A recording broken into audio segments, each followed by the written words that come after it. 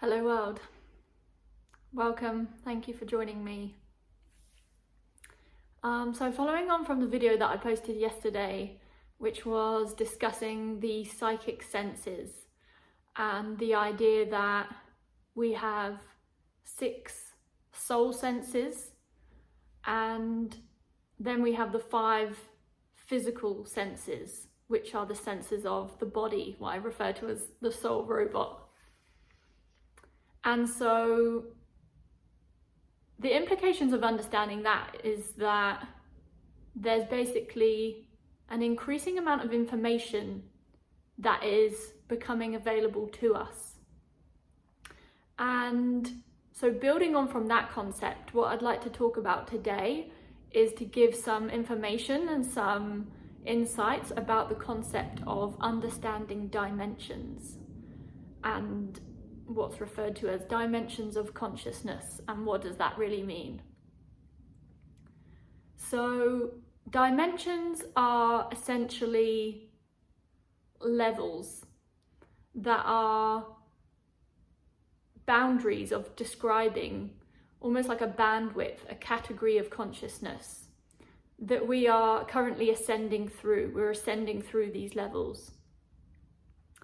And so what this is actually a scale of, what this is actually measuring, is the volume of information that you are able to process in the present moment. So as you ascend and increase through dimensions, your bandwidth is increasing. The volume of data that your consciousness is able to perceive and interpret and understand is expanding. And as you lift through dimensions, you're interpreting more and more information and you're accessing a broader scope of data of what's happening. So based on that understanding, I suppose like a way that you could think of it to give you a reference point would be if you were looking at a map. Say you're on the internet and you're looking on satellite view on Google Maps. So you might initially start out and you might be looking at one house and you can just see the house and the garden and the road. But then you have the ability to basically zoom out of that map. So you might zoom out first and you can expand your view to seeing the entire road. And then you expand more and you see the whole town. Expanding further, you can then see the whole country, and beyond that, expanding to the whole continent, and then expanding all the way out, you can see the whole planet. So what we're talking about here is shifts in the broad spectrum, shifts in the vantage point, the viewpoint of the information and the data that is available. And even at the point of being on the broadest level, when you're looking at the whole entire planet, all of the information from all of those different levels of viewpoints are still included and contained within. So when you're looking at the planet, the country, the town, the road, the house, they're all still included within that data set. But you have expanded out to be able to process and access more data. So just to give a very brief introduction then to what some of the early stages, the early dimensions of consciousness are. So for the first dimension of consciousness, the most, you could say basic, the most simplified form would be the consciousness of things like some of the elements, so fire or water. So they're not exactly expressing as an individual creatively, but there is still a consciousness that is held within those elements. So that would be the first dimension. Evolving beyond that, you enter into the second dimension. So the second dimension of consciousness is going to be more like plants and animals. So let's say, for example, the consciousness of a dog. So a dog has an understanding that it exists and it is able to move and it is able to express itself and play and navigate and experience things. So it's got a heightened level of awareness than the fire or the water elements from the first dimension. But the dog's perception of itself and where it stands in the larger picture of the world is still limited. So moving then up into dimension 3, the third dimension. Here the example would be, let's think of human consciousness, say 100 years ago. So obviously the human of 100 years ago has expanded the data that they are able to perceive and process compared to the dog's consciousness. So they have an awareness of I, they have an awareness of their own identity, they have an awareness of who they are in relation to others and what makes them unique, and also a perception of the land, their home, community, and also the world. So there's a greater expanse of information that is making up the consciousness of that person in the third dimension. Moving then beyond that into the fourth dimension. So this is where new information is coming in, which often will be connected to the development of the psychic senses, as was discussed in the previous video. So in the fourth dimension of consciousness, the human being has begun to understand that they are experiencing a reality that is a reflection of their consciousness. So it's entering into the understanding that this reality is a simulation of experience, and it's in fact not static. It's not a fixed exterior experience. It's actually an embodiment, a manifestation of you and your own energy. And so in the fourth dimension, this is where, say, concepts like manifestation and the law of attraction come into play, where people start to be able to understand how to manipulate reality. So I'll leave it at that as a brief explanation.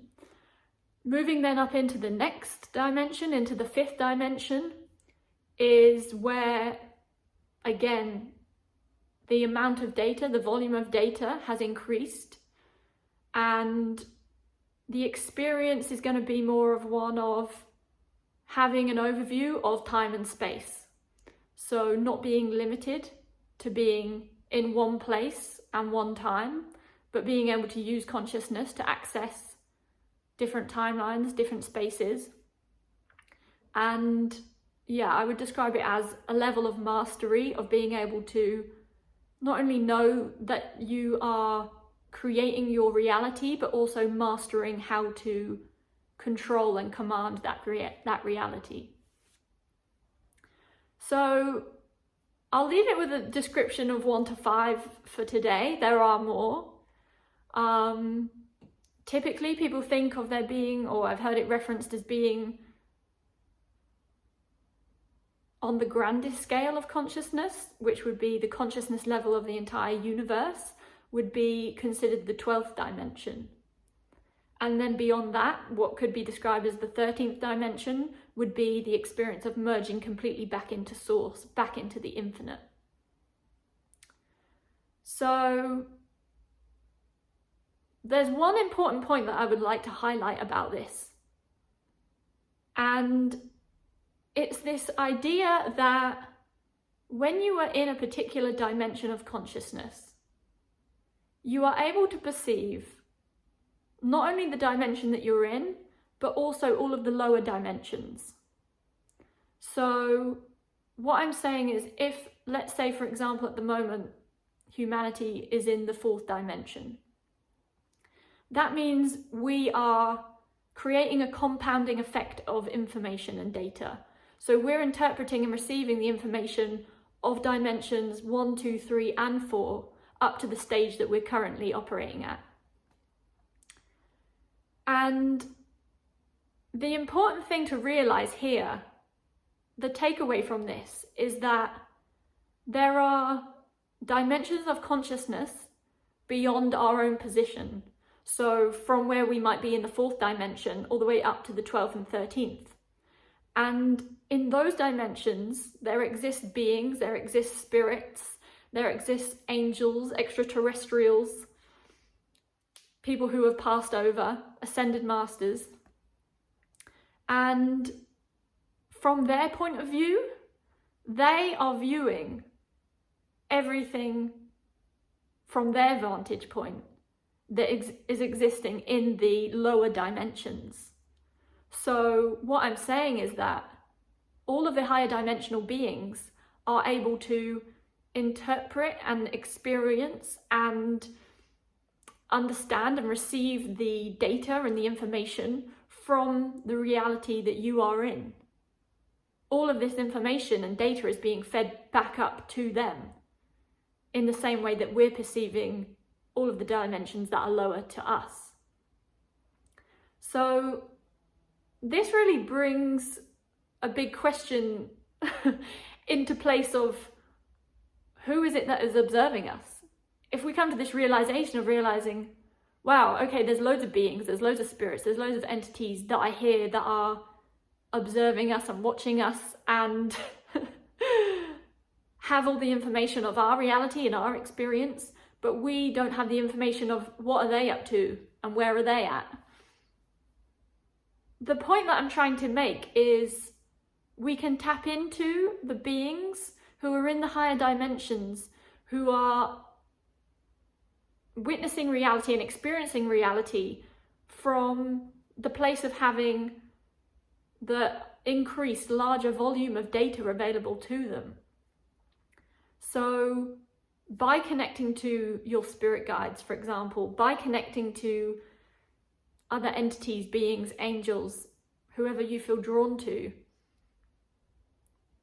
what you're actually doing is inviting them into your field, into your consciousness, and you're saying, I know that you're here. I know that you can see me. I know that you can hear me. I know that you're able to experience everything that I am here and I am experiencing. And what you can do is invite them to give you assistance. So from the higher dimensions, where they experience what might be considered a form of omniscience, they can access information about how are your timelines going to be playing out in the future? What decisions and choices are going to lead you into a higher path of your future rather than leading you into difficulty and suffering? So I would really encourage you to be asking for assistance and asking for help and starting to contemplate and become aware of the fact that there are beings all around us all the time who are observing us and witnessing us from those higher, broader levels of consciousness. It's almost a little bit like, I suppose, to give a metaphor of how the view is experienced. It's almost like if you imagine the seats in a cinema or at a theatre or in a stadium, and all the seats are facing the screen, facing the front. So if you're in row 4, for example, when you're sat in that position, you're facing one way, you can see all of the people in the rows in front of you and the row that you're in, but you can't see anyone behind you. And that's almost like the view, the perspective that we have here. So if we're here and we're operating in the 4th dimension, for example, then it's like being in the 4th row of the cinema and you have the information available to you about reality of those 4 rows. But by accessing and communicating with beings who are further back in the cinema, further back in the rows behind you, if you connect to a being who's in the 6th, 7th, 8th density dimension, it's like connecting to people who are sat in those rows further back, and they are viewing more information.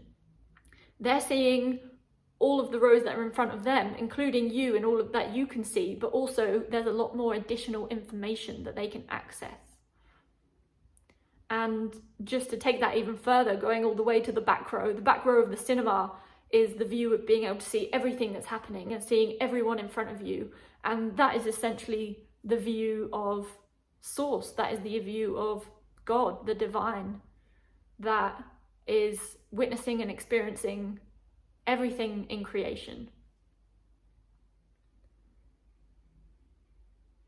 Yeah, I think that will be, that's quite a lot of information, so I don't want to, go into too much detail in one go, but contemplate that, like dwell on that, think about it.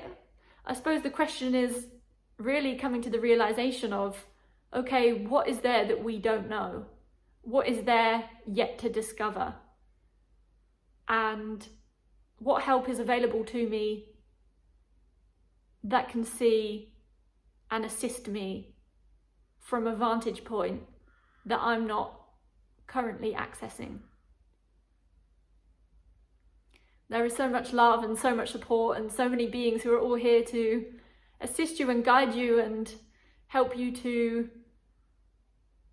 become more aligned with who you truly are, understanding your true nature, experiencing more joy, more love, more light in your life. So yeah, I just really want you to know that help is here. All you've got to do is ask for it. Sending you loads of love.